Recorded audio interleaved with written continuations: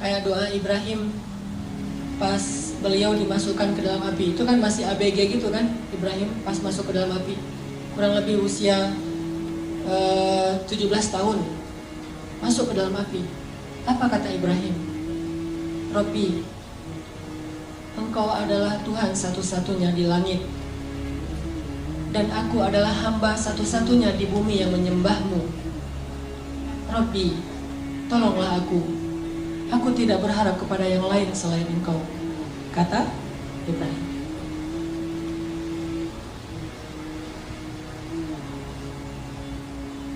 Gimana kata Ibrahim? Robbi, Engkau satu-satunya Tuhan di langit, dan aku satu-satunya hamba yang menyembahmu di bumi. Tolonglah aku tidak meminta kepada selain Engkau. Terus datang malaikat nih. Datang malaikat Jibril. Terus Jibril bilang, ya Ibrahim, mintalah apa yang kamu butuhkan, saya akan bantu. Jibril menawarkan bantuannya. Apa kata Ibrahim? Amma ilaika fala.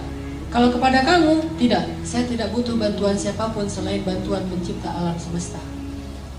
Jadi kalau kita udah ngelibatin Allah utuh, walaupun dalam hidup kita, teman-teman, boleh kita minta bantu ke manusia, tapi hati kita gak boleh bergantung kepada manusia. Tangan kita boleh berjabat tangan dengan orang lain, bikin akad gitu. Saya terima nikahnya, akad jual beli gitu ya. Boleh kita berakad dengan manusia secara zahir, tangan kita doang nih yang boleh berakad dengan manusia, tapi hati kita nggak boleh berakad dengan manusia. Hati kita berakad dengan Allah. Hati kita yakinnya kepada Allah. Itu yang dikatakan oleh Ibrahim. Ketika Ibrahim di dalam api mau dibakar nih, Ibrahim mengatakan, Robbi, Engkaulah Tuhan satu-satunya di langit, dan aku hamba satu-satunya di bumi yang menyembahmu pada hari ini. Tolonglah aku. Kemudian Allah berfirman, ya nar, kuni bardan wa salaman ala Ibrahim. Wahai api, jadilah engkau sejuk dan menyelamatkan bagi Ibrahim alaihissalam. Ini kalau kita melibatkan Allah. Kalau ada yang bilang, itu kan para nabi. Ternyata cerita-cerita kayak gini bukan hanya terjadi kepada para nabi, terjadi kepada banyak orang soleh yang bahkan tidak disebut namanya. Terjadi kepada nabi, kepada ayah nabi, kepada ibu nabi, kepada anak nabi, kepada keturunan nabi, atau bahkan kepada pengikut nabi. Semua hamba Allah itu punya peluang yang sama untuk ditolong oleh Allah. Bukan hanya para nabi doang yang dapat pertolongan Allah. Semua ditolong oleh Allah. Atas nama hambanya pasti Allah menolong. Coba teman-teman perhatikan salah satu kisah di dalam Al-Quran. Kayak gimana Allah itu kalau nolong hambanya itu caranya agak-agak unik dan penuh dengan kejutan. Coba kita perhatiin di dalam surat Al-Qasas, surat 28. Pada punya aplikasi Quran? Coba buka surat Al-Qasas, surat 28 ayat 7. Surat Al-Qasas, surat 28 ayat 7. Saya akan tilawah dulu ayat 7 sampai ayat 13. Surat Al-Qasas ayat 7 sampai ayat 13.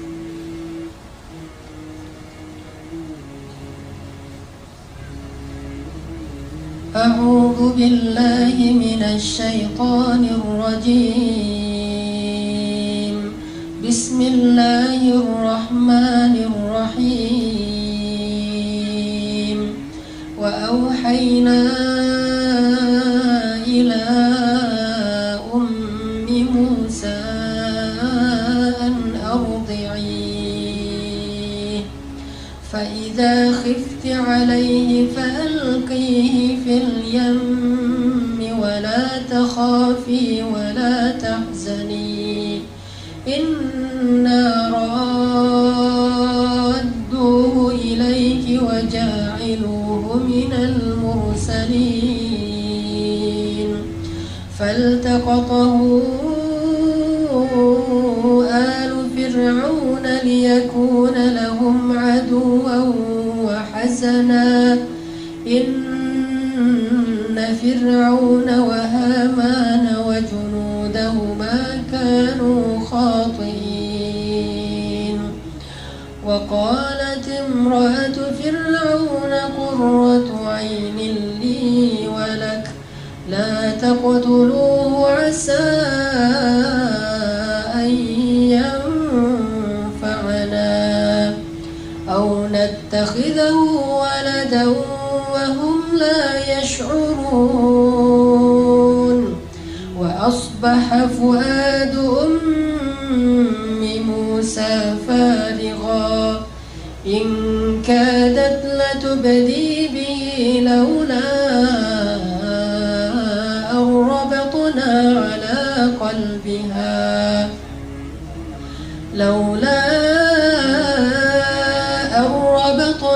على قلبها لتكون من المؤمنين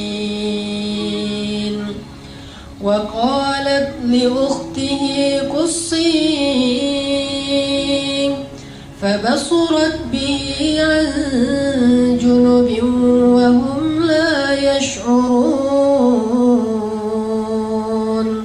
وحرمنا عليه المراضع من قبل فقالت هل أدلكم على أهل بيت يكفلونه لكم وهم له ناصحون فرددناه إلى أمه كي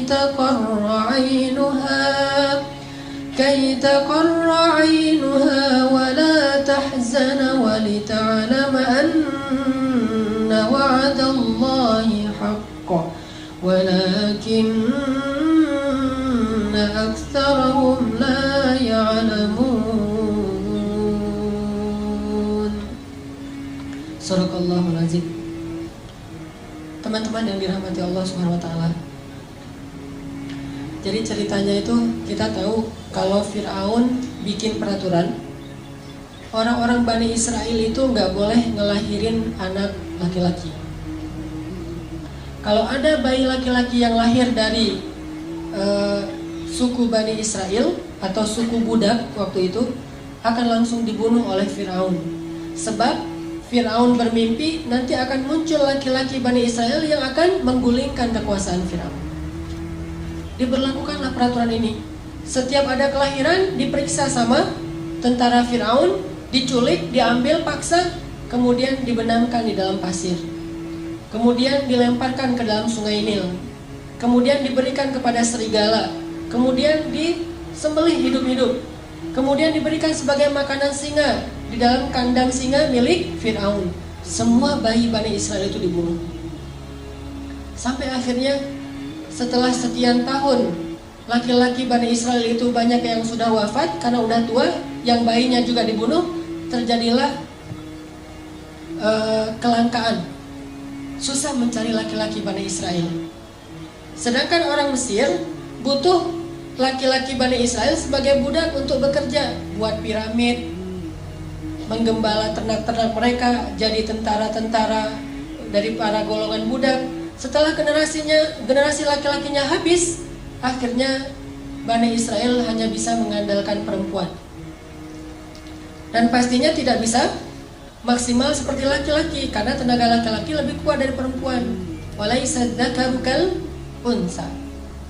Barulah Firaun mengevaluasi kembali peraturannya, terus dia ganti. Yang tadinya setiap kelahiran bayi laki-laki dibunuh, sekarang diganti. Setahun boleh melahirkan bayi laki-laki, setahun lagi nggak boleh. Tahun ganjil kalau lahir laki-laki, bayi laki-laki itu selamat. Tahun genap dibunuh, selang-seling. Dan qadarullahnya Harun lahir di tahun ganjil, sehingga dia selamat, kakaknya Musa. Sedangkan Musa lahir di tahun genap. Pas Musa lahir, anak laki-laki, ibunya langsung khawatir, tahun ini gak boleh melahirkan anak laki-laki. Langsung dicari sama tentara Firaun. Akhirnya Allah menyampaikan ilham kepada ibu Musa, mengilhami ibu Musa melalui mimpi. agar dia menghanyutkan bayinya di sungai Nil menggunakan satu kayak keranjang gitu. Ibu Musa bingung, benarkah ini perintah Allah? Kenapa mimpi saya aneh sekali beberapa malam terakhir? Akhirnya Ibu Musa nanya ke ustadz-ustadznya Bani Israel. Kalau bahasa sekarang mungkin ngejapri ustadznya ya, tapi nggak di-read gitu, nggak DM, nggak di-allow, di-follow, nggak di-follow back. Nih Ibu Musa nanya kepada ustadz-ustadznya Bani Israel, ya Syekh, saya bermimpi gini, apakah benar ini perintah Allah? Kata para ulama Bani Israel, benar, ini perintah Allah. Hanyutkanlah bayimu ke sungai Nil, dan Allah berjanji akan menyelamatkannya dan mengembalikannya kepadamu. Itu janji Allah. Kalau kita mau yakin sama Allah, libatkan Allah. Walaupun caranya tuh agak-agak aneh menurut logika kita. Aneh gak sih? Bayi baru lahir, kesayangan ibunya karena bayi Musa itu bayi yang sangat menakjubkan. Nih ya, by the way, Nabi itu semuanya keren-keren, gak ada Nabi yang gak keren. Gak usah Nabi, brand ambassador satu produk aja carinya model yang paling keren kan. Apalagi brand ambasadornya lah langit tuh pasti orang yang paling keren tuh. Apalagi Musa itu terkenal cowok ganteng keren, walaupun mungkin beda dengan Yusuf. Saking gantengnya Musa, saking kerennya Musa, orang Bani Israel itu kepo. Musa itu kan kalau pakai baju selalu baju panjang, kemudian ketutup semuanya. Padahal kan tubuh laki-laki bagian mungkin sampai perut itu bukan aurat. Perutnya bukan aurat, dadanya bukan aurat, lengannya bukan aurat. Tapi Musa itu menjaga, walaupun bukan aurat, kalau untuk Musa mungkin bisa jadi aurat. Saking kerennya badan Musa. Kalau saya mungkin pas lagi tawaf umrah kan suka pakai pakai ihram, kadang-kadang kelihatan lengannya biasa aja. Tapi kalau kelihatan lengannya Musa, itu cewek-cewek, keren, Musa tubuhnya keren banget gitu. Sehingga Musa tuh kalau pakai baju selalu baju panjang. Sampai Bani Israel saking keponya sama Musa, mereka fitnah Musa dengan bilang, tahu nggak kenapa Musa itu pakai baju panjang terus? Gak pernah kelihatan lengannya, apalagi badannya gak pernah kelihatan. Kenapa? Karena tubuh Musa itu banyak kudis katanya. Banyak penyakit kulit katanya. Posting di mana-mana, viral. Jadi diomongin di antara Bani Israel, Musa penyakit kulit, hashtag posting. Direpost sama Bani Israel. Karena udah viral, semua orang ngomongin fitnah terhadap Musa. Akhirnya Allah Subhanahu wa Ta'ala menunjukkan pembelaannya kepada Musa. Itu nanti disebutin di akhir surat Al-Ahzab. Suatu hari Musa lagi mandi di sebuah kayak sumur gitu, sumur tertutup. Musa lagi mandi di situ, bajunya ditaruh di atas batu. Jadi buka baju, taruh di atas batu, hanya pakai celana mandi. Ternyata diam-diam batu itu pindah. Allah yang suruh, batu pindah loh. Oh ya, pindah dia. Batunya pindah. Pas Nabi Musa beres mandi, cari-cari bajunya mana nih, ternyata batunya udah pindah. Dideketin sama Musa. Gak bisa dia diraih karena Nabi Musa gak pakai baju, hanya pakai celana. Akhirnya Nabi Musa pakai galah gitu, ngambil bajunya di atas batu. Ternyata pas mau diambil pakai galah, batunya lari. Ini luar biasa. Dan ini kisah nyata disebutkan di Al-Ahzab. Dan tafsirnya juga demikian. Batunya lari tuh. Pas batunya lari, Musa kan bingung. Akhirnya ngejar batu. Thawbi hajar, bajuku dibawa lari batu, ngejar aja. Terus kejar-kejaran, batu Musa. Kemana larinya si batu? Larinya ke pasarnya Bani Israel. Jadi anak-anak Bani Israel lagi main skate gitu, batunya lewat. Kirain tadi itu obstacle buat nge-trick sama anak-anak skate. Lagi pada main BMX-nya, lagi bani ban gitu, lagi pengen nge-trick, lewat batu. Ada anak-anak Bani Israel lagi nongkrong gitu, lagi ngopi-ngopi, batu lewat, Musa lewat. Heran, semuanya ngelihat tubuh Musa yang gagah. Sengaja tuh Allah berfirman ke batu supaya larinya di antara orang ramai. Tempat mainnya anak muda, nanti di alun-alunnya Bani Israel, pokoknya keliling aja. Keliling kota, jadi Musa jadi kayak Indoranas gitu. Keliling sambil lari dengan tubuhnya yang keren, sehingga Bani Israel semuanya Lo bawa HP nggak? Ambil kamera. Jadi trending topik. Musa ternyata tubuhnya keren banget. Baru berhenti di tengah pasarnya Bani Israel. Pas batu itu berhenti di tengah pasar Bani Israel, Musa datang langsung ngambil baju, pakai, dan Musa marah kepada batu itu. Dipukul oleh Musa dengan 3 pukulan, hancurlah batu itu. Musa itu terkenal nabi yang sangat kuat. Bayangin, saking kuatnya Musa, kakaknya aja Harun ditarik di janggutnya, dibanting. Musa, malaikat turun. Kan malaikat kalau ketemu nabi itu rata-rata menjelma sebagai laki-laki ya. Turun tiba-tiba ada laki-laki di sebelah Nabi Musa, ditonjok, buta mata malaikat. Naik ke Allah, ya Allah mata saya, kenapa ditonjok Musa? Sembuh, turun lagi, ya Musa saya malaikat. Oh kirain tadi begal gitu mau. Nah, Musa itu terkenal nabi yang sangat kuat. Dan ketika Musa masih bayi, namanya bayi nabi tuh, jangankan bayi nabi, bayi orang biasa aja kan lucu gitu, semua orang sayang kepada dia. Allah kasih rasa kasih sayang kepada seorang bayi, apalagi bayi nabi. Dan nabinya Musa pula yang memang luar biasa fisiknya, sehingga ibunya nggak tega mau menghanyutkan bayinya. Tapi ini perintah Allah, dan yakinlah sama Allah, Allah pasti akan ngembaliin bayimu, nggak akan celaka.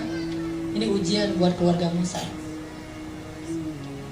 Ibu Musa itu ibu yang sangat beruntung, punya 2 anak laki-laki, dua-duanya nabi, Harun dan Musa. Kalau yang lain, tidak ada ibu yang punya 2 anak laki-laki, dua-duanya nabi. Yang ada ayah kayak Ibrahim, Ishak, dan Ismail. Akhirnya setelah meyakinkan istisyarah, minta pendapat ulama, minta pendapat keluarga, minta pendapat suami, mantep nih hati ibu Musa. Ya udah deh, kalau emang ini cara satu-satunya untuk nyelamatin bayi saya, dan ini perintah Allah, saya lakukan karena Allah. Dihanyutkan ke Sungai Nil, pakai keranjang gitu ditutup. Terus pas udah hanyut, ibu Musa nggak tega, aduh bayi saya, tapi bawa kemana ini sama arus air, bisa ke Sudan kan. Nil tuh membelah 2 negara, Mesir dan Sudan. Jadi lintas negara nih, bisa jadi Musa nanti ketemunya di Sudan. Kayak di kampung saya dulu pas terjadi tsunami di Aceh, kan ada orang yang hanyut sampai ditemukannya di pulau seberang, terus ketemu lagi sama keluarganya setelah 10 tahun. Baru ketemu 2014. Jadi 2004 terjadi tsunami, 2014 baru ketemu keluarganya karena dia udah sekolah, kalau nggak salah udah kuliah gitu. Udah kuliah ke daerah Aceh Selatan, ketemu sama keluarganya 10 tahun loh. Tak kuliah, tak SMA gitu pokoknya. Musa bisa aja hanyutnya sampai ke Sudan. Akhirnya ibunya bilang ke mbaknya Musa, Mbak, kusih itu artinya cari tahu gimana kabar adikmu. Akhirnya mbaknya Musa menyusuri Sungai Nil. Dan perhatikan teman-teman, Allah punya rencana, dan rencana Allah itu sebaik-baik rencana. Musa itu kan dihanyutkan ke Sungai Nil menghindari Firaun kan.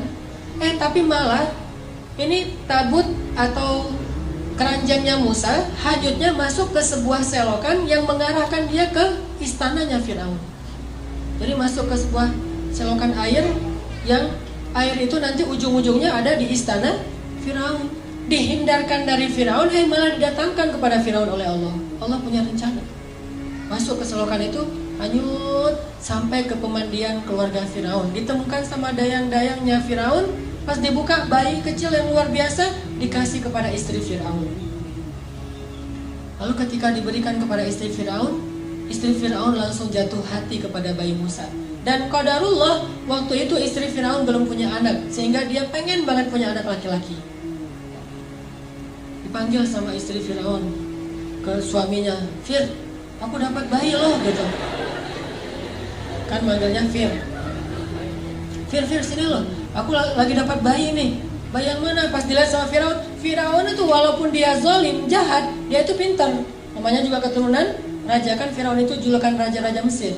Kalau raja Yaman julukannya Dhu, kayak Dzun Nuwas, Dzulqarnain. Jadi Dhu itu Yaman.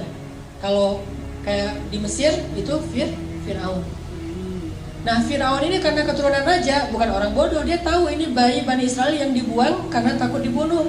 Akhirnya Firaun mengatakan, ini pasti bayi Bani Israel akan saya bunuh. Kata istrinya Fir, kan kita nggak punya anak udah berapa tahun. Saya pengen banget punya anak. Kalau kamu mau bunuh dia jangan sekarang deh. Kasih saya waktu untuk bisa bersenang-senang dulu dengan dia. Qurratu ainin li walak. Mudah-mudahan anak ini bisa menjadi kesenangan buat saya dan buat kamu. Kata Firaun, laki lali ya. Untuk kamu ya, untuk saya enggak. Ya udah kamu simpan aja sesuka kamu. Kalau udah bosan terkasih ya, biar gua bunuh. Kata Firaun. Disimpan dipelihara oleh istrinya Firaun. Pas dipelihara, ternyata hari pertama itu haus, nangis. Bayi Musa nangis. Dan istri Firaun, ada yang bilang ini Asia, ada yang bilang bukan. Sebutlah misalnya Asia. Asia gak punya ASI. Akhirnya Asia pun membuat sebuah audisi menyusui di Mesir. Bikin spanduk, segala macam iklan di TV. Audisi, ibu menyusui. Siapa yang bisa menyusui anak istana, anak raja, maka dia akan diberikan kekayaan yang sangat banyak dan akan diangkat sebagai salah satu keluarga angkat raja. Wah, ibu-ibu pada ngantri pengen ikut audisi. Ngantri lama. Ada ratusan orang yang pengen ikut audisi. Satu demi satu datang untuk menyusui Musa. Musa tidak mau. Semuanya pada menyusui. Enggak. Kalau sekarang mungkin gimana? Kalau aku sih yes, nggak tahu mas, anak gitu ya. Nah, ini artinya Musa nolak semuanya. Sampai akhirnya udah semuanya beres. Yang mau menyusui nggak ada yang bisa. Di paling belakang itu kakaknya Musa, mbaknya Musa ikut audisi juga, ngantri. Sama pengawal ditanya, mau ngapain kamu sini? Saya mau ngantri. Ini untuk menyusui, ya saya akan menawarkan kepada keluarga istana, ada satu orang ibu yang bisa menyusui bayi ini. Ya udah, akhirnya dibawalah ibu Musa, dan ketika didekap oleh ibu Musa, maka Musa langsung menyusui kepada ibu kandungnya. Dan sejak saat itu, Asyah mengangkat keluarga Musa sebagai keluarga angkat istana. Tinggal di istana, digaji oleh istana. Bahkan bukan hanya ibunya yang tinggal di istana, ayahnya Musa, mbaknya Musa, kakaknya Musa yang Harun, sekeluarga besar itu tinggal di istana semuanya. Dan digaji pula oleh istana. Itulah sebaik-baik rencana Allah. Coba teman-teman bayangin, kalau ibu Musa terus ngumpetin bayinya, disembunyikan bayinya dari Firaun, mungkin selama-lamanya hidup mereka dalam pengejaran, dalam keadaan tidak nyaman, susah mencari nafkah, tinggal di hutan belantara. Tapi berhubung pakai cara Allah, akhirnya Allah punya rencana yang paling baik, sampai akhirnya keluarga ini bisa tinggal di dalam istana musuh yang justru mereka hindari selama ini. Suatu malam Asyah lagi gendong bayi Musa, lucu gitu, ketawa. Kalau kata orang Jawa mungkin ngeklek ya. Jadi Musa bayi itu ketawa sama Asyah, wah digendong-gendong ketawa. Firaun dari jauh ngeliat aja. Terus Asyah bilang kepada Firaun, Fir, sini dong, ini bayinya lucu banget loh. Coba kamu gendong sekali aja. Kata Firaun, enggak, dia mah bukan bayi saya. Coba aja, siapa tahu kalau kamu udah gendong, kamu jadi senang sama dia. Karena dipaksa-paksa sama Asyah, udah diambil sama Firaun. Pas digendong, Musa yang tadi ketawa-ketawa, tiba-tiba langsung cemberut melihat Firaun. Pas lihat Firaun, Musa langsung berubah wajahnya, yang tadi senang sekarang marah. Firaun heran, tanya Asyah, ini kenapa nih bayi ini pas ngeliat saya jadi marah kayak gini? Emang ada masalah apa dia sama saya? Kata Asyah, mungkin belum kenal, coba kamu dekap lebih dekat lagi. Didekap lebih dekat lagi, pas udah dekat, maka Musa pun menarik jenggotnya Firaun sekeras mungkin sampai tercabut banyak dari jenggotnya Firaun dan berdarah. Tarik sama Musa. Wah, Musa bayi itu ngelawan Firaun, jenggotnya ditarik. Gimana kalau udah dewasa? Ini kekuatan Musa. Akhirnya pas jenggotnya Firaun ditarik, Firaun emosi dilempar bayi Musa. Ini benar-benar bayi celaka segala macam, dia ngumpat-ngumpat, dia marah-marah, didekap oleh Asyah. Asyah nangis karena bayi kesayangannya dilempar oleh suaminya. Kemudian Firaun memutuskan, besok saya akan membunuh bayi ini. Pasti ini nih yang saya dapat dalam mimpi. Dan Asyah sudah tidak bisa mengubah keputusan suaminya untuk membunuh bayi tadi. Akhirnya suatu malam, sepanjang malam Asyah memeluk Musa, nangis, sepanjang malam nangis sama ibunya Musa. Tiba-tiba Allah kasih ide, ilham ke dalam pikirannya Asyah, gimana cara menyelamatkan Musa. Pas paginya Asyah bilang kepada Firaun, suamiku, saya tidak akan menghalangi kamu untuk menghukum bayi ini. Tapi sebelum engkau menghukum dia, beri saya satu kesempatan supaya semakin yakin apakah bayi ini sadar ketika mencabut janggutmu atau tidak sadar. Kalau dia sadar, silakan kamu hukum. Kalau dia tidak sadar, maafkanlah dia. Karena dia hanya bayi, anak kecil yang tidak ngerti apa-apa. Kata Firaun, gimana cara membedakan dia sadar dan tidak? Kata Asia, taruhlah bayi ini di tengah, di sebelahnya ditaruh bara api, di sebelahnya lagi ditaruh roti. Kalau bayi ini sudah bisa berpikir, dia akan memilih roti. Tapi kalau bayi ini namanya juga anak kecil nggak ngerti, dia mungkin akan memilih bara api. Kalau dia memilih roti, maka hukumlah dia. Tapi kalau dia memilih bara api, maafkanlah dia. Ditaruh Musa di tengah. Oh, logis juga nih kata Firaun. Ya udah dicoba aja deh. Pasti dia akan milih roti. Masa api panasnya juga udah menjauh kan? Dia pasti akan ngambil roti atau kayak permen gitu. Ditaruh Musa di tengah. Di sini bara api, di sini makanan. Ternyata Musa bangun dari duduknya, mengambil bara api, dimakan oleh Musa, dan kemudian Musa kesakitan dan menangis. Sejak saat itulah lidah Musa menjadi luka dan menjadi agak cacat. Baru sembuh nanti ketika ketemu lagi Firaun itu berdakwah. Di situ ada doa Rabbi shrah li sadri wa yassir li amri wahlul 'uqdatan min lisani yafqahu qawli. Mudahkanlah lisan saya berucap ya Allah supaya dia faham. Gara-gara apa lisan Nabi Musa itu bermasalah? Gara-gara makan bara api. Pas makan bara api langsung dia muntahin lagi, dia nangis-nangis karena kesakitan, dipeluk oleh Asia, diberi obat. Dan ketika itu Asia mengatakan, tuh lihat bayi ini gak ngerti apa-apa.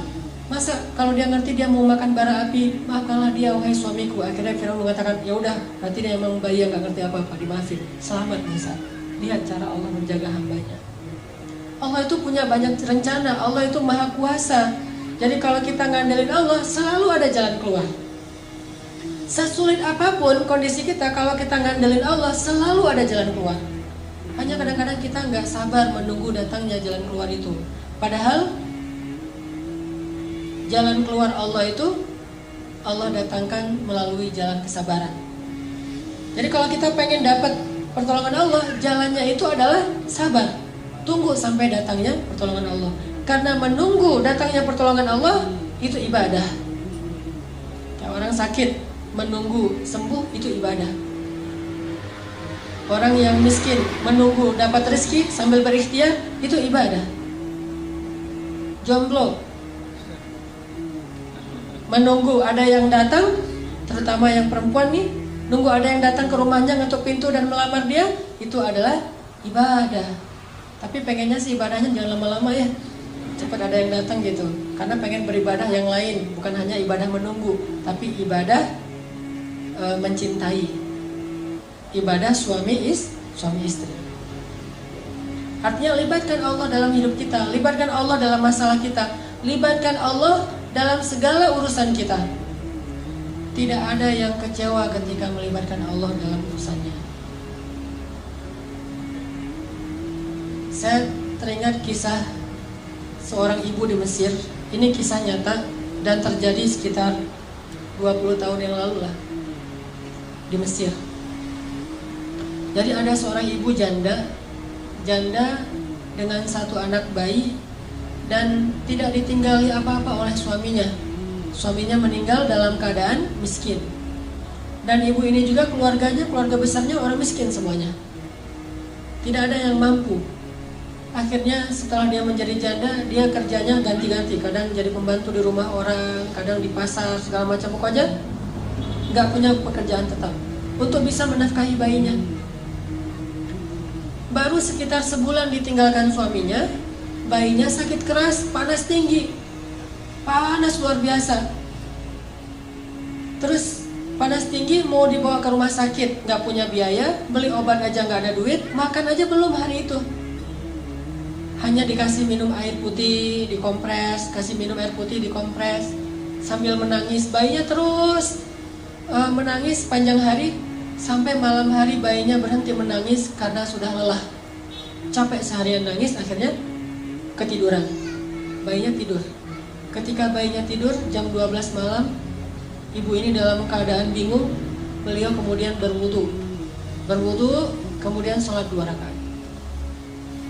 Setelah selesai sholat 2 rakaat, ibu ini berdoa kepada Allah, Robbi, saya ini adalah perempuan yang tidak punya wali, tidak punya suami, tidak ada yang menafkahi saya. Sedangkan saya punya seorang anak dan dia sekarang sakit. Suami saya baru meninggal. Dia curhat sama Allah. Jadi kalau kita doa sama Allah tuh curhat dulu, jangan to the point. Ya Allah minta ini, minta itu. Curhat dulu kayak Nabi Zakaria. Kayak gimana doa Nabi Zakaria? Rabbi inni wahanal 'azmu minni washta'ala ar-ra'su shayba wa lam akun bidu'aika rabbi syaqiyya. Rabbi, tulang saya sudah lemah, rambut saya sudah putih. Curhat dulu masalah kita apa. Dia curhat kepada Allah tentang masalahnya. Dia gak punya uang untuk beli obat, gak punya nafkah, bahkan hari ini makan juga belum. Terus dia bilang di akhir doanya, Rabbi, aku pasrahkan hidupku ini kepadamu. Aku serahkan urusan masalahku ini kepadamu. Berilah jalan keluar kepadaku dan anakku, wahai Allah. Dia berdoa kepada Allah, minta diberikan jalan keluar. Akhirnya pas habis berdoa, tiba-tiba ada orang yang ketuk pintu rumahnya. Assalamualaikum. Dibukain pintu seorang laki-laki. Assalamualaikum. Mana anakmu yang sakit?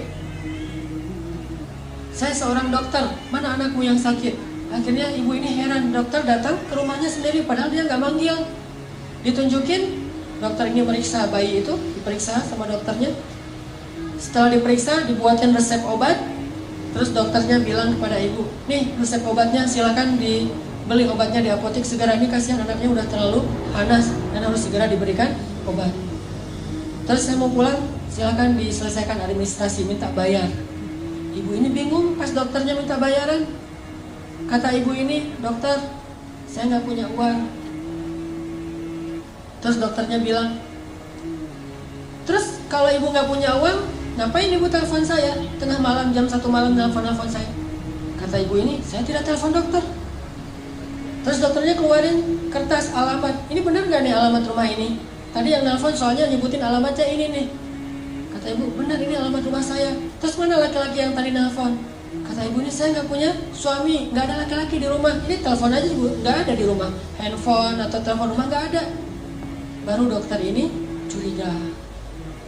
Terus siapa yang tadi menelpon dokter tengah malam jam 1? Sekitar 15 tahun yang lalu lah terjadi di Mesir. Dokter ini duduk nanya kepada ibu, ibu sebetulnya apa yang terjadi? Apa yang terjadi tadi jam 1 malam? Ibu ini cerita kondisinya, masalah anaknya. Terus dia cerita jam 1 malam tadi dia baru telepon Allah. Dia sholat 2 rakaat, dia berdoa kepada Allah. Entah gimana ceritanya, entah malaikat, entah manusia, pokoknya Allah alam, Allah yang mendatangkan dokter itu ke rumahnya. Mendengar cerita ini, dokternya merinding, terharu. Akhirnya datang lagi periksa lebih serius lagi bayinya. Terus keluar cari obat sendiri dokternya ke apotek, datang lagi kasih obat, kemudian ngasih lagi hadiah untuk keluarga ini untuk 1 bulan. Dan sejak saat itu dokter ini suka memberikan nafkah rutin kepada keluarga ini setiap bulan. Dan kadang-kadang dipanggil ke rumah untuk bantu-bantu di rumahnya. Artinya Allah punya banyak cara untuk membantu hambanya. Panggil aja Allah SWT. Ada apa-apa, telepon Allah. Dan telepon Allah itu paling enak tuh, gak pernah di-reject. Nelfon manusia, di-reject tuh.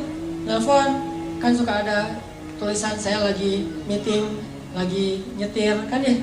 Atau lagi galau gitu kan, bisa juga custom, bisa tulis sendiri lagi galau.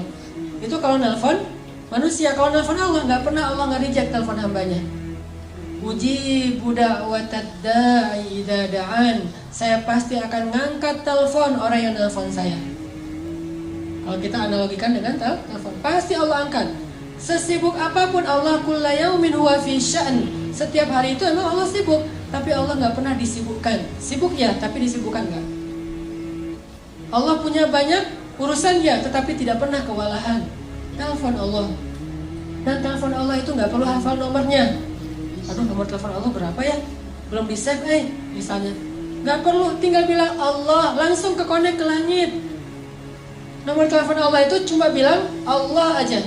Robbi, ilahi, bebas, nomornya banyak. Dan semuanya aktif, nggak ada nomor itu sudah tidak aktif. sudah apa misalnya, nggak ada. Allah pasti mengangkat telepon kita. Dan menelpon Allah itu nggak ngabis-ngabisin kuota,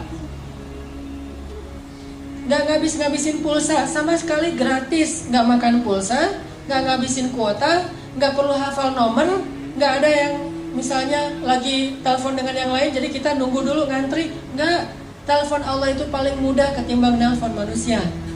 Ada masalah tinggal bilang ya Allah, Allah langsung mengatakan abdi, abdi, alaka hajah, wahai hambaku apa kebutuhanmu. Bahkan di waktu tertentu Allah yang datang kepada kita, bukan cuma kita telepon Allah jarak jauh, Allah datang kepada kita. Sepertiga malam terakhir Allah turun ke langit dunia. Terus Allah mengatakan, adakah orang yang membutuhkan pertolongan, aku tolong. Hal min dhi hajah, adakah orang yang butuh ampunan, aku ampuni. Adakah orang yang butuh keajaiban, aku berikan keajaiban dalam hidupnya. Allah sendiri yang nanya kepada kita. Jadi ada masalah sedikit, telepon Allah, minta Allah terlibat dalam urusan kita. Gak usah khawatir karena Allah itu akan mengangkat telepon kita. Allah gak mungkin ngecewain hambanya yang berdoa kepadanya. Langsung hubungi Allah. Dan tahu cara supaya doa kita itu benar-benar langsung menggetarkan arasy. Kalau kita pengen doa kita itu menggetarkan arasy, pas kita telepon Allah itu deringnya itu kenceng, berdoalah dengan hati. Doa itu bukan hanya dengan suara yang lantang, walaupun itu juga kadang dibolehkan. Tapi ada doa yang suaranya lirih, tapi arasy di langit itu bergetar. Doa siapa? Yang pelan banget tapi arasnya bergetar. Doa Nabi Yunus alaihissalam. Subhanaka inni kuntu minadh dhalimin. La ilaha illa anta subhanak inni kuntu minadh dhalimin. Doanya pelan. Bayangin saking lirih dan pelannya doa Nabi Yunus, ikan paus yang menelan beliau aja nggak dengar kalau Nabi Yunus lagi berdoa di perutnya, nggak dengar. Jadi ikan paus tuh nggak, lagi baca apa sih lo di perut gua? Nggak, ikan pausnya aja nggak dengar apa yang dibaca oleh Nabi Yunus.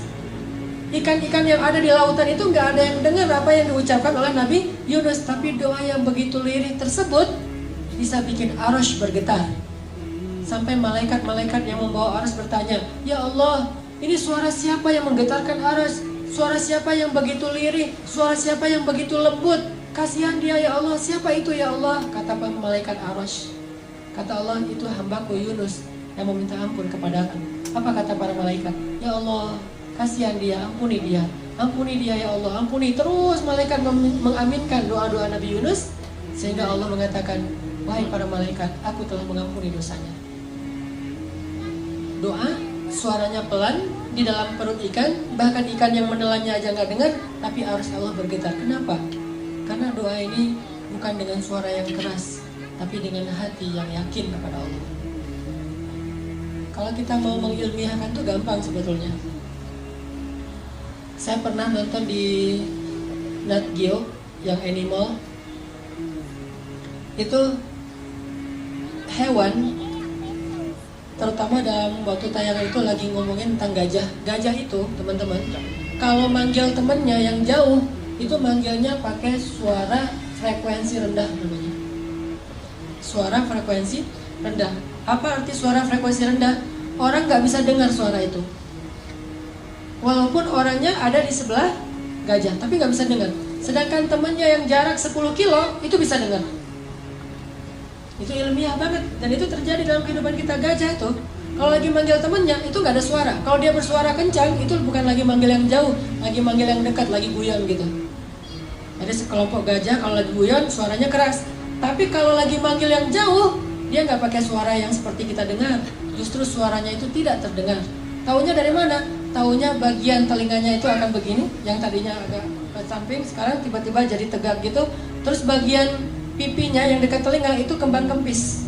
Berarti dia lagi mengeluarkan suara frekuensi rendah. Jarak 10-15 kilo kedengaran suara itu oleh gajah yang lain. Kapan dia memanggil temannya? Kalau lagi banyak makanan. Misalnya nih gajah lagi ada di kebun tebu. Wah, tebunya banyak banget nih, gua nggak bakalan habis makan sendiri. Manggil temen lah.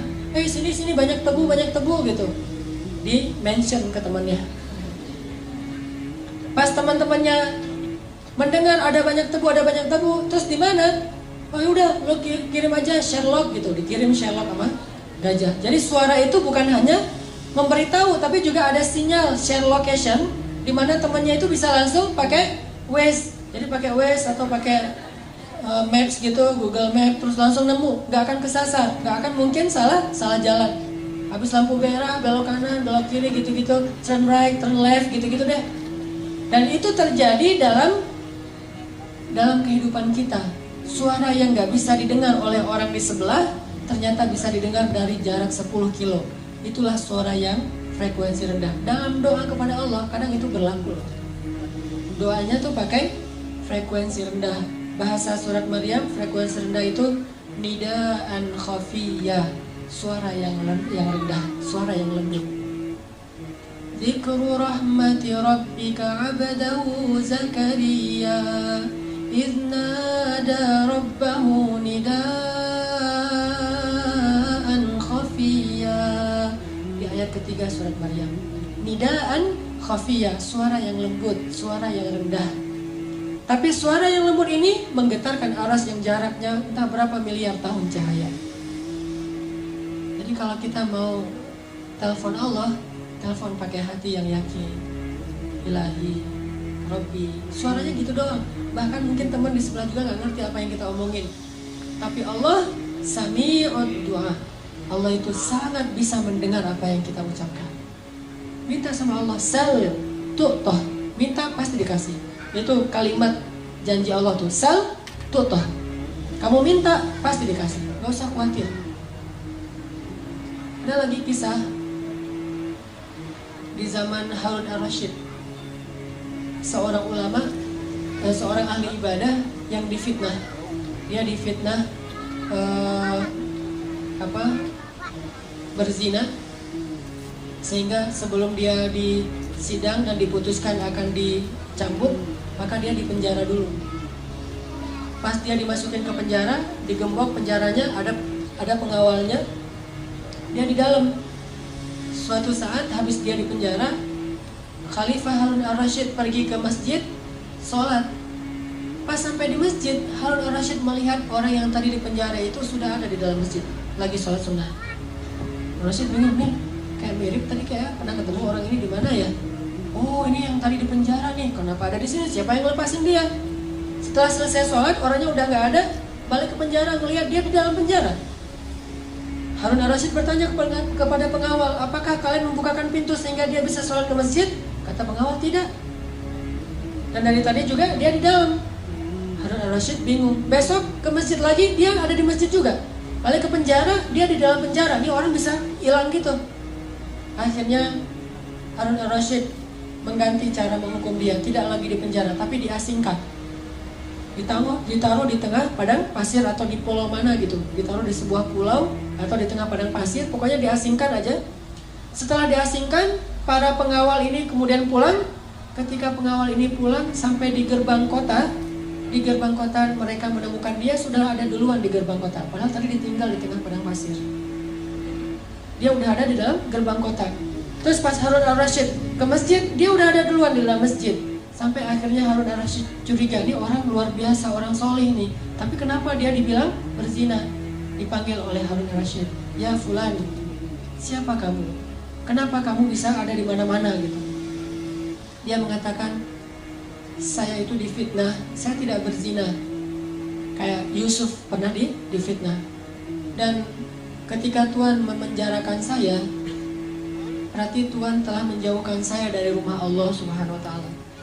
Lalu saya berdoa, ya Allah, saya rela jika saya difitnah, tapi jangan biarkan saya jauh dari rumah-Mu ya Allah. Beri saya kesempatan untuk tetap sholat di masjid-Mu. Sehingga akhirnya entah gimana ceritanya, pokoknya dia bisa sholat di masjid aja, balik lagi ke penjara, sholat lagi ke masjid, balik lagi ke penjara, tanpa harus membuka gerbang penjaranya. Dan ini kisah nyata terjadi di zaman Harun al-Rashid. Akhirnya orang ini dibebaskan, dan Harun al-Rashid juga belajar tentang ketaatan kepada Allah dari orang ini. Artinya kalau orang melibatkan Allah, banyak hal-hal yang ajaib, surprise terjadi dalam hidupnya. Kalau kita nggak percaya, itu alasan kenapa keajaiban tidak terjadi dalam hidup kita. Begitu kita ragu, tidak ada keajaiban. Keajaiban itu hanya Allah berikan kepada orang yang yakin 100% kepada Allah. Kalau ada masalah, minta sama Allah. Saya pernah beberapa kali, mungkin teman-teman juga pernah ngalamin pengalaman spiritual pribadi. Kayak misalnya kehilangan sesuatu. Saya tuh dulu pernah mau usaha, awal-awal pulang dari Mesir, saya punya modal $1.000, pengen bikin usaha gitu. Saya nggak mau nyebutin nama usahanya, cuman bagi saya usaha itu kayak syubhat. Takutnya rezekinya nggak halal banget gitu. Syubhat itu kan ragu antara halal dan haram. Saya ragu nih, boleh nggak nih usaha kayak gini? Soalnya nanti hasilnya jadi gini. Saya khawatir. Akhirnya gara-gara itu jadi galau, mikir, ya udah deh, saya tahan dulu, saya hold dulu, nggak jadi usaha itu. Saya berdoa kepada Allah, ya Allah, saya kan nggak jadi bikin usaha itu karena takut rezekinya nggak halal.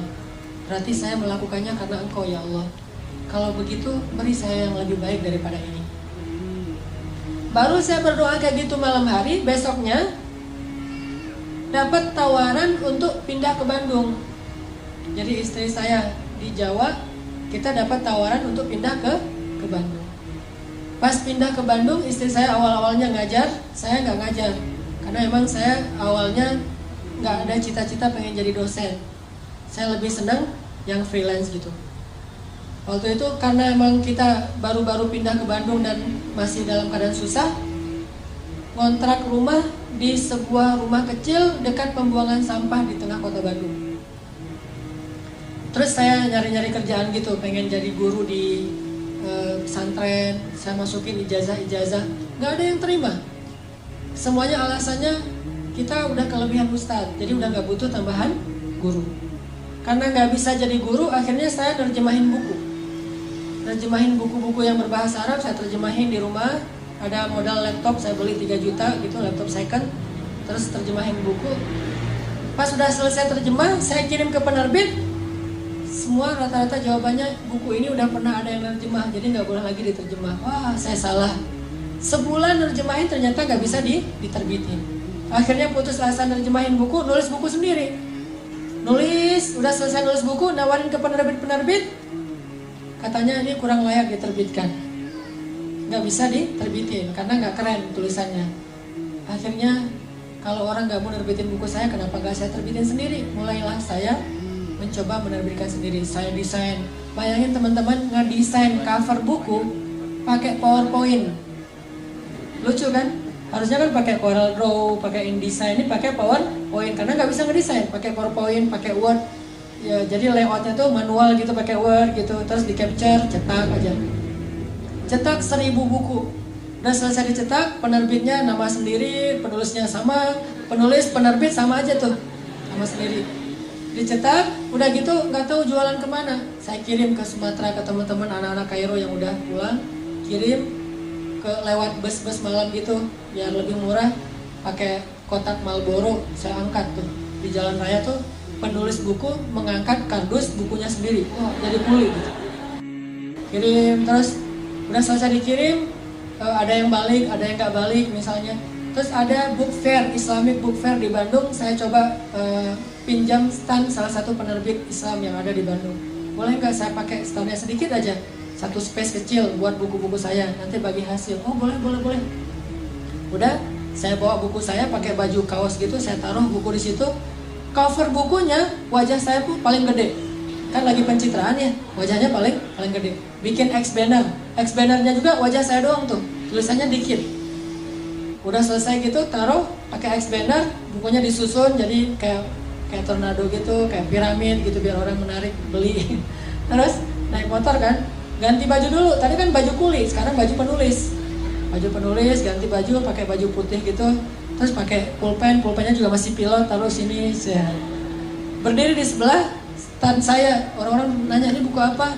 Buku tentang tadabbur Al-Quran. Penulisnya siapa? Itu penulisnya. Oh, minta tanda tangan. Mulai dari situ usaha buku. Dari usaha buku ganti lagi ke usaha jual beli pulsa. Waktu itu di Bandung ada 60 cabang pulsa di Bandung selama 1 tahun. Terus ganti lagi, bukan ganti, nambah lagi ke usaha jual beli mobil second. Nambah lagi ke properti walaupun kecil-kecilan. Terus berkembang. Baru akhirnya saya sadar, ternyata benar ya. Kalau kita meninggalkan sesuatu karena Allah, Allah kasih yang lebih baik daripada apa yang sudah kita tinggalkan. Libatkan Allah. Mengambil sesuatu karena Allah, meninggalkan sesuatu karena Allah. Libatin aja Allah dalam segala urusan kita. Pasti mudah urusan kita. Awal-awal saya di Bandung itu, ketika awal-awal merintis, anak saya lahir, saya yang jadi bidan. Anak saya lahir tuh, mau dibawa ke bidan, udah telat, udah keburu lahir. Ya udah, saya jadi bidan aja. Udah, tutup semuanya.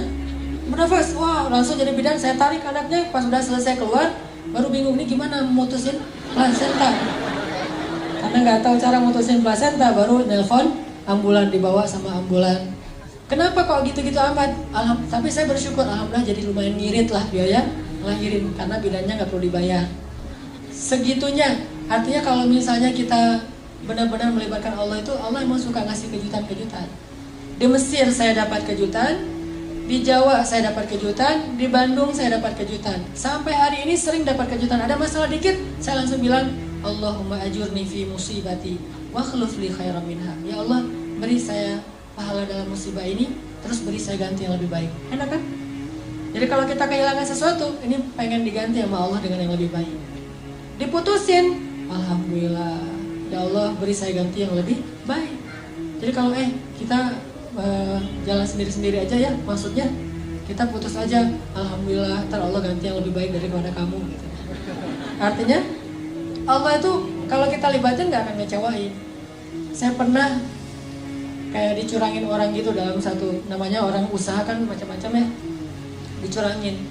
dicuranginnya nggak gede sih, namanya juga usaha kecil, sekitar 1,5 juta. Pas dicurangin gitu, ya udah daripada rame-rame, saya udah aja diberesin, rugi 1,5 juta. Pas udah rugi, saya doa, ya Allah beri saya pahala dalam musibah ini, terus beri saya ganti yang lebih baik daripadanya. Seminggu kemudian Allah kasih rezeki, sebuah usaha, sebuah proyek yang keuntungannya 15 juta, 10 kali lipat daripada yang saya rugi sebelumnya. Libatin Allah. Jadi kalau kita libatin Allah, ada masalah dikit, kita nggak langsung putus asa. Oh, gampang, kalau rugi di sini mah minta aja lagi ke Allah, ntar Allah ganti yang lebih baik. Gitu. Nggak sampai kita jadi stres mikirin sesuatu yang nggak nyaman dalam hidup kita. Udah serahin aja sama Allah. Saya pernah malam-malam, dulu saya pakai salah satu handphone tuh yang kayak saya beli kurang lebih harganya 1.200.000 lah, handphone sederhana. Malam-malam ada acara Qiyamul Lail di masjid, dan saya waktu itu telat bangun. Acara Qiyamul Lailnya jam 2, saya jam 2 baru bangun. Kan kaget tuh, jam 2 baru bangun, hah? Udah jam 2, orang-orang udah pada nunggu. Sementara jarak rumah ke masjid itu kalau malam 15 menit, lumayan. Belum lagi wudhu segala macam. Kaget, saking kagetnya buru-buru, handphone jatuh, pecah, udah nggak bisa dipakai. Saat itu juga saya berdoa, ya Allah beri saya pahala dalam musibah ini, beri saya ganti yang lebih baik daripadanya. Besok pagi loh, dan itu wallahi hanya berselang beberapa jam. Besok pagi diganti sama Allah dengan waktu itu Samsung Note 5 yang harganya waktu itu masih 10 juta. Diganti langsung di waktu yang sama, padahal belum selesai tuh mikirin yang tadi, aduh tadi jatuh, kalau nggak jatuh udah ada handphone, sekarang ini minjam handphone istri dulu. Jatuh langsung Allah ganti dengan yang lebih baik kan gitu. Gimana caranya? Jangan selalu menerjemahkan rezeki yang tidak diduga-duga itu sedekah. Nggak selalu sedekah. Bisa juga usaha, bisa proyek, bisa apa aja lah. Yang jelas Allah ganti yang lebih baik. Libatin Allah dalam hidup kita. Kayak Ummu Salamah, begitu suaminya meninggal, Abu Salamah, Ummu Salamah doa. Dan doa ini diajarkan oleh Nabi. Ya Allah, beri saya pahala dalam musibah ini dan beri saya ganti yang lebih baik. Terus Ummu Salamah heran sendiri gitu. Loh, yang lebih baik? Siapa yang lebih baik daripada Abu Salamah? Abu Salamah itu suami yang paling ideal. Setelah selesai masa haid, datanglah Rasulullah melamar Ummu Salamah. Ternyata ini yang lebih baik daripada Abu Salamah. Gak mungkin Allah ngecewain kita. Itu teman-teman yang dirahmati Allah. Yuk kita belajar sama-sama berhijrah kepada Allah. bukan berhijrah ke suatu tempat dari luar masjid ke masjid, bukan, tapi berhijrah kepada Allah. Dan Allah ma'akum aina ma kuntum, dimana bersama kita dimanapun kita berada, di masjid, di kantor, di jalan, di rumah, dimanapun Allah bersama kita. Jadi kalau kita hijrahnya ke Allah, artinya kita ada masalah dikit, telepon Allah, insya Allah Allah akan selalu menyertai kita dan Allah akan selalu menjaga kita. Ihfazillah yahfazka, jaga hubungan kamu sama Allah, Allah yang akan menjaga hidup kamu seutuhnya.